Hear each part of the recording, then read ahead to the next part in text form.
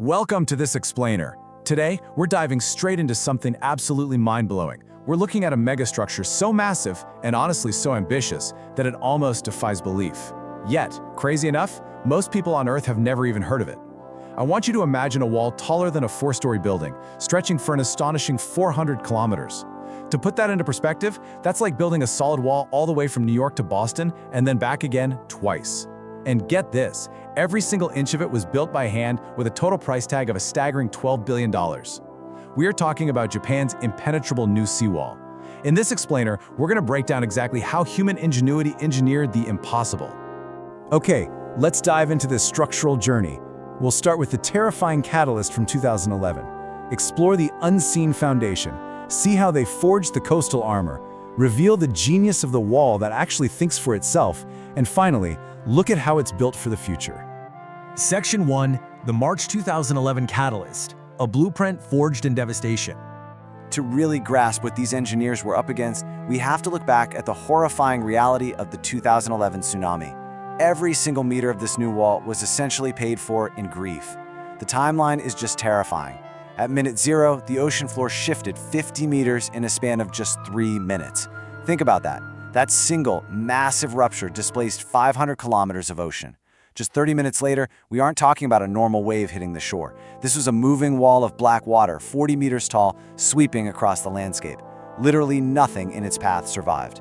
Within just 60 minutes, 90% of Japan's seawalls had completely failed. This is the sheer, brutal force this new wall had to be designed to counter. Now, the core engineering problem here was actually super unexpected. Before 2011, Japan already had the world's largest breakwater, a $1.6 billion structure, and it was wiped out in seconds. But here's the catch, it didn't break from the front. If you watch this animated clip we've put together right here, you can see exactly what happened. The water overtops the wall, crashes down, and totally erodes the back face. The entire foundation just vanished from behind. So, the fascinating thing about this new wall is that it isn't actually designed to magically stop the whole ocean. Instead, it's engineered specifically to survive being overtopped without losing its foundation. Section 2. Engineering the unseen foundation. What lies beneath 14 meters? You know, the craziest part of this wall is actually completely invisible. Up to 14 meters of it is entirely underground.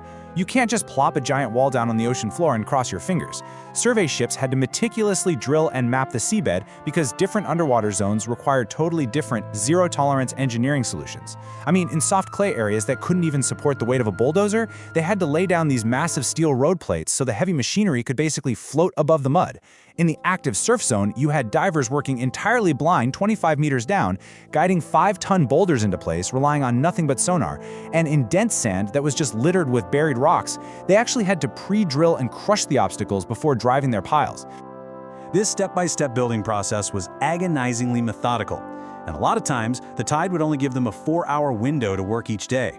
First, they had to demolish the old walls and study exactly how they failed.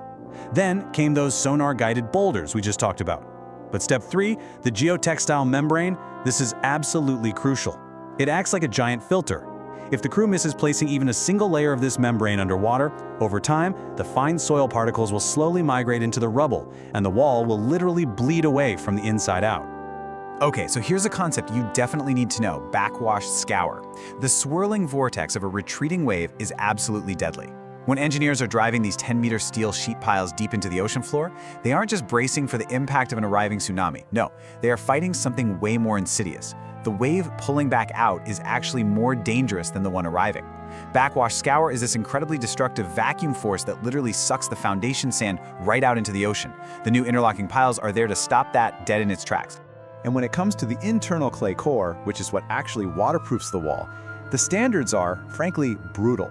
The fill has to be compacted to exactly 98% Proctor density. If you step on 98% density, nothing moves, you pass inspection.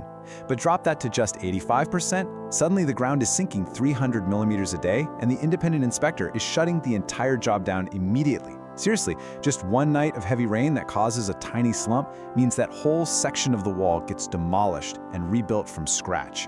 Talk about zero tolerance. Which brings us to Section 3, Forging the Coastal Armor, Zero Tolerance for Failure. Let's shift our focus upwards and look at the actual armor of this thing. It's a total masterclass in engineering. Every single one of these $800 concrete panels has to be flawless. If an inspector taps it and hears a hollow sound, straight to the crusher. They feature these brilliant rubber water stops that actually swell up when they get wet, meaning the bigger the wave, the tighter the joints seal themselves. Because the coastline naturally curves, they use 37 unique CNC machined panel shapes to get a perfectly flush fit. And my favorite part? Look at the crown wall at the very top. It is angled exactly 10 degrees outward. That single brilliant 10-degree angle catches any overtopping water and actively throws it backward into the sea, stopping it from crashing down and ruining the back foundation. But hey, the wall doesn't have to fight this battle all by itself. Enter the tetrapod. These things look like giant jacks. They are massive, 32-ton interlocking concrete blocks dropped offshore. Sitting entirely unseen below the waterline, they act as the very first line of defense. Their job is basically to trip the wave up, forcing the tsunami to exhaust its energy before it even reaches the main concrete structure on the coast. I absolutely love the phrase engineers use for this offshore armor: chaos creating order. It sounds almost poetic, right? When they place these 32-ton behemoths, they aren't lining them up in neat little rows, they literally just drop them and let them find their own stable position. One leg will always point up to catch the next block. Those random, chaotic gaps between the tetrapods aren't a weakness at all. They're the exact mechanism that lets the water flow through, dissipating the energy and absorbing up to 50 million tons of tsunami water pressure. Section 4. The Wall That Thinks. 443 Automated Floodgates. 70 seconds. Let that sink in. That isn't just a random number. That is the exact, incredibly tight window of time the automatic floodgates have to drop and seal the coast from the moment the seismic alarm sounds. 70 seconds before a massive wave hits. If even a single gate fails to close, that gap turns into a death trap.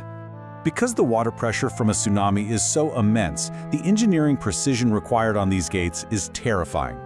Look at the comparison we have here. You can see how water blasts through a mere 2mm gap in the steel, which is just a tiny machining flaw, at 40 liters per minute. Now put real tsunami pressure behind that, and that 2mm gap will instantly be ripped into a 20mm gap, completely failing the gate. There was actually one instance where engineers spent 3 hours, sparks flying everywhere, grinding down just 2mm of steel to guarantee 0 leaks. That tiny adjustment literally saves a whole town. So the absolute game changer here is that these 443 gates are a fully integrated system. They function completely on their own. The moment an earthquake starts, seismic sensors trigger them automatically. And the real genius? They're stored open at the top and they close using gravity. Think about what that means. If a massive earthquake completely knocks out the power grid for the whole region, those 50 tons of steel are still coming down. 0 human intervention is needed. All 443 gates are monitored on a single screen in a central command room, which means, essentially, the wall thinks and acts for itself. Finally, Section 5, built for the future, changing engineering forever. So did all this high-tech engineering actually work? Well, just 2 years after it was completed, the wall faced its first major test. A real 7.4 magnitude earthquake struck the region. And the results? They were nothing short of extraordinary. The seismic sensors fired perfectly, and all 443 automated gates closed simultaneously. Inspections afterward found 0 concrete cracks, not a single offshore tetrapod had shifted out of place, and perhaps most mind-blowing for a massive concrete structure built on coastal soil, there was only 14 millimeters of differential settlement across the entire 400-kilometer stretch. That is flawless engineering precision proven in the real world. Which brings us to a final really profound thought. When we look at this $12 billion megastructure, a wall that plunges 14 meters deep, that catches waves, dissipates energy, and literally thinks for itself to protect the people living behind it, we have to ask ourselves a question. When we build back stronger from a disaster like this, are we just changing our coastlines, or are we changing the entire future of engineering forever? It's just an incredible testament to human resilience and ingenuity. Thank you so much for joining me on this explainer today, and keep questioning how the amazing world around us is built.